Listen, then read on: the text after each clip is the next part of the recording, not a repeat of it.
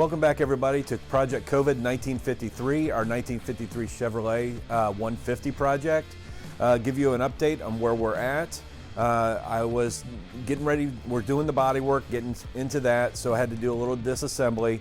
The first thing I did was take the grill, that parts of it are going to be chrome, parts of it are going to be painted, and I went ahead and disassembled the grill. Doesn't sound like much, but these old grills are made of numerous pieces, like maybe 15, 20 pieces sometimes. So I disassembled it completely.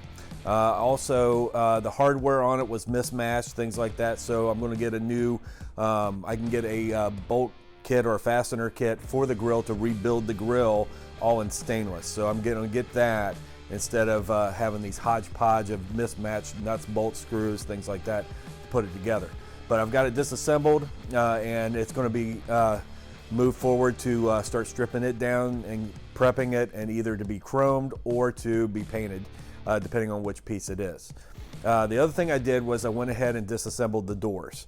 The doors were straightforward, getting everything apart on them. I completely gutted them down to a bare shell and get that ready for body work as well. And I'll be sanding that down, getting them prepped, painted, and then of course when we go back together, it'll have new hardware and new run channels, new glass, everything like that. So look forward to seeing that done, which will be kind of a pain later on, but it'll be worth it. So just keeping you posted. The grills and doors disassembled and ready for work.